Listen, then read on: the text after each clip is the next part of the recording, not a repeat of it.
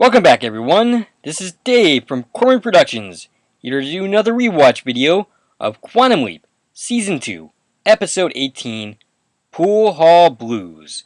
The episode description reads as follows. Sam leaps into an old pool-playing acquaintance of Al's and must win a pool game so that his granddaughter doesn't lose the bar. The episode was directed by Joe Napolitano. His first directorial stint on the series, he would go on to direct 12 episodes in all. In addition to that, he directed an episode of Sequest DSP, The Adventures of Briscoe County Jr., 2 episodes of The X-Files, 4 episodes of JAG, which is of course Donald P. Belzerio's other series. The episode was written by Donald P. Belzerio and Randy Holland. Holland has 11 writing credits, mostly on soap operas. He has 2 directorial stints, as well as 6 acting appearances, the last of which was on Days of Our Lives in 1996. The episode takes place on September 4th, 1954, and originally aired on March 14th, 1990. Before going any further, I will tell you a couple of things. 1. This is not a spoiler-free video, so if you haven't watched the episode, you should go and check it out, and then watch my video. Secondly, if you like this video, please hit me up with a like, share, and comment, and please subscribe to my channel. I'm back to this series after an extended hiatus, fulfilling my commitment to the recently concluded series, This Is Us. I'm trying for at least bi-weekly videos on this series, which will be more regular than what I've been doing currently. One little piece of business before getting into the episode at hand.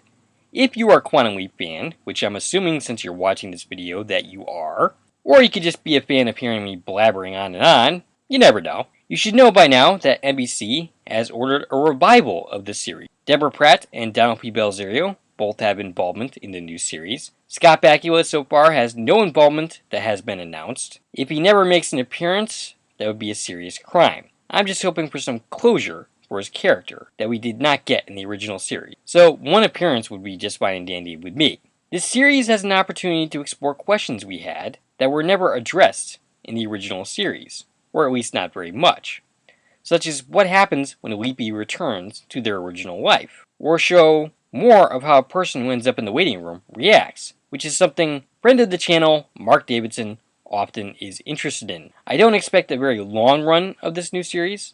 My longtime friend Stacy doesn't trust NBC, nor do I. It has a long checkered history with genre shows. Nevertheless, when the show debuts, I will be covering the series. So we all have that to look forward to. As far as the episode is concerned, it's a return to form. After a couple of so-so episodes that I wasn't really a fan of, the rest of the season is very much hit or miss before concluding with the brilliant season finale in MIA.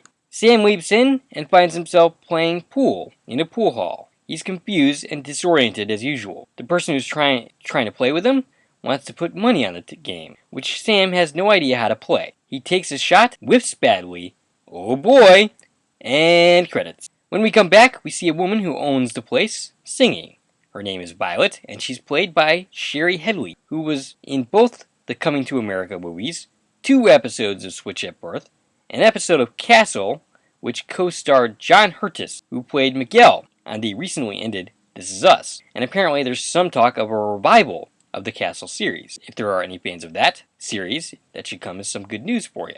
All in all, she has 43 acting credits to her name. Sam's friend Jimmy explains to the clueless person that he's playing against a legend, Charlie Black Magic Walters. Jimmy is played by Teddy Wilson, who has 2 appearances on the series. His next appearance will be in Season 3's Rebel Without a Clue. He also has appearances in Family Matters, 2 episodes of Dallas, and 2 appearances on Alien Nation. He has 86 acting appearances. He sadly died on July 21st, 1991, at the age of 47. Way too young, and not too long after this episode aired. Despite learning that he is probably outclassed, the man still tries to put up $500 on the table. Violet by now has joined the men and insists that he be given his money back. Sam isn't so convinced he can beat this man, but rather nicely uses his host's reputation to his advantage, and asks convincingly, "You don't really want me to take your money, do you?" And just like that, the situation is diffused. Our resident villain of the episode joins magic and oozes slime. J.W. Smith plays Eddie and does so very well, giving him charisma and charm in an otherwise detestable character. Smith has 61 acting credits, including an episode of Touched by an Angel and Reno 911. Sam claims he's going to give up playing for money, which Eddie says he can't do until he's played him. Jimmy jumps into Magic's defense, as he often will throughout the episode, to say he would wipe the floor with him. Eddie is clearly not popular around here. As it turns out, though, Eddie owns the marker to the place, which is due in a couple of days, and he has a thing for Violet. Violet does not reciprocate.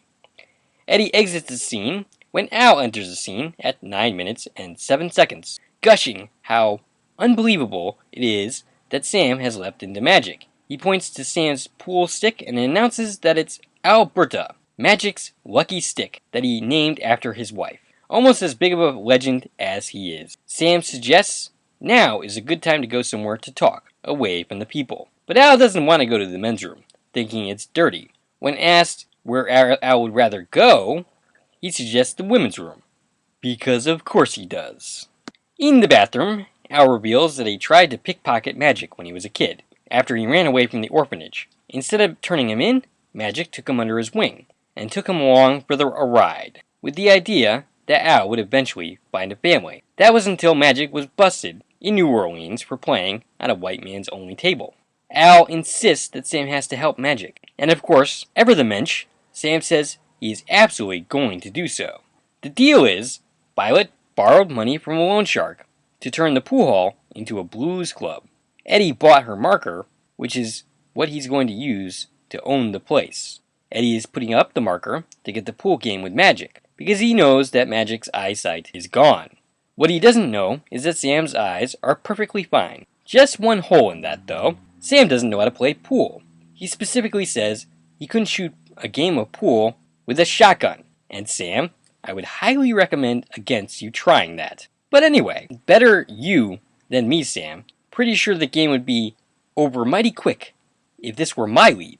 Al insists that Sam is going to have to learn, because if he doesn't, Magic will never forgive himself for not coming through for Violet, and Al will never forgive himself for not coming through for Magic. Sounds slightly convoluted. Yeah, sure, Al. Sam's gonna learn how to shoot pool at an expert level in just a couple of days.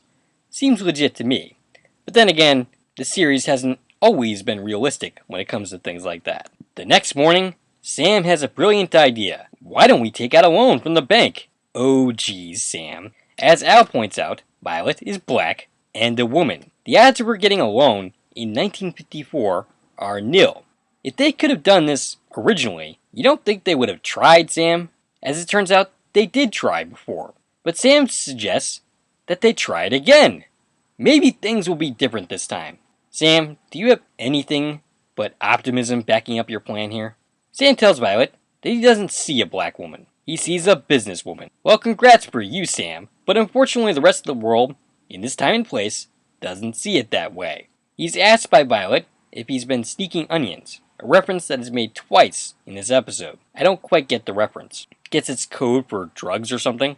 If anyone has any better ideas about that, feel free to let me know in the comments. Despite both Jimmy and Violet thinking he's crazy, they do indeed go to the bank, and it goes about as well as you would expect. The lady they end up speaking to, played by Annie Watterson, credited with 22 acting credits, is named Mrs. White. That's a bit on the nose. She tells them that nobody is available to talk to them. When the pair look around, all they see is loan officers reading the newspaper. Seems to Sam, nobody is very busy at all. She sends him to a black loan officer, played by Robert Gossett, who has 79 acting credits, including a recent stint on General Hospital. He quickly turns them down, after humoring them, barely. When Sam argues the point, the loan officer asks him if he knows how many nights and weekends he had to work, how many white people he had to congratulate for promotions that he himself had earned, and how many racial jokes he had to listen to finally get into the position that he's in. He can't risk that on this poor investment. Violet is angry and gets up and leaves. Sam decides to give him a little parting shot, pointing out that it might have taken him a while, twice as long in fact, but being the first black man to get his position bears some responsibility to those who are trying to come after him.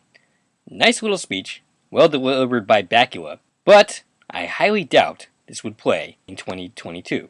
I'm not exactly the right person to speak on this, but a white man lecturing a black man on the responsibilities of being a successful black man would probably get flamed in 2022. The heart's in the right place, of course, but modern day, this probably wouldn't play. Sam joins Violet outside and is still trying to convince her to try other banks.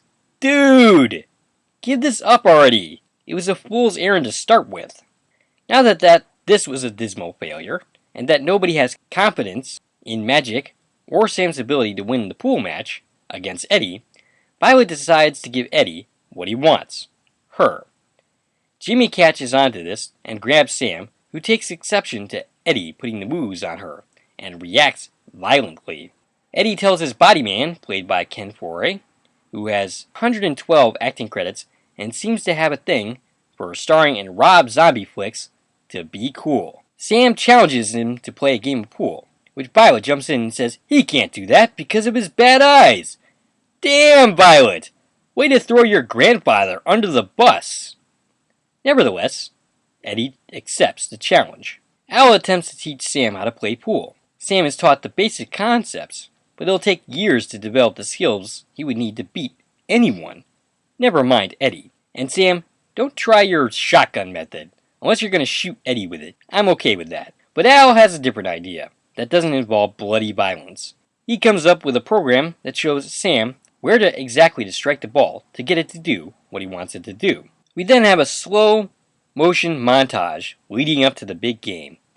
Eddie ends up asking what game he would like to play, and Al informs him that Magic's game is 9-ball. Jimmy proceeds to lift the sheet off the table, and wouldn't you know it, the game is already set up for exactly that.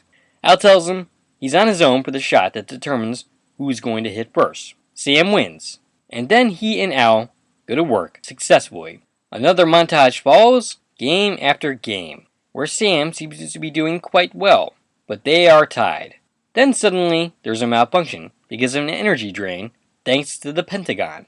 Stupid Pentagon. Al instructs Sam to stall and disappear. Sam says he needs a break, which Eddie grants. 5 minutes. Eddie has something up his sleeve. He wants Magic to go permanently cooled off. He's instructing his body man to assassinate Alberta, which he does by luring Jimmy, who's carrying Alberta, outside. Sam ends up coming to save the day, but is too late to save Magic's lucky stick. Sam convinces Jimmy that he can still win, and ends up taking his stick when he comes inside. Jimmy's stick is named Bathsheba. Only problem is, Al isn't back yet, and he's run out of stalling tactics. But soon enough, Al reappears, but tells him they don't have long. The game continues. Sam sinks a couple of balls, but the power goes out, again, on a complicated shot. Al pleads with Ziggy for more time, but no such luck.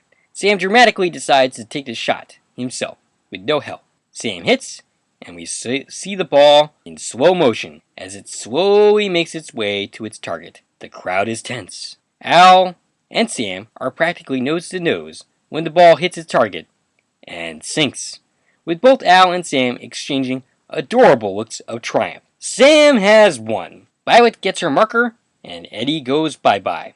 After embracing Violet, Sam leaps out mid-sentence, rude, and finds himself on the trapeze at the circus. Oh boy! And that, ladies and gentlemen, is the episode. A nice return to form, a gem of an episode, solid performances all the way around. And that is all I have for you for this video. Tune in next time for episode 19, Leaping In Without a Net. Never been particularly fond of this one, but we shall see if my feelings on it have improved. If you like this video and want to support the channel, you can follow me on Twitter at Korman Productions. You can buy something from the Korman Productions Store on Zazzle. You can buy me a coffee, which is a new way to support content creators such as myself. And of course, you can like, share, and comment, as well as subscribing to my channel. This is Dave from Korman Productions, signing off.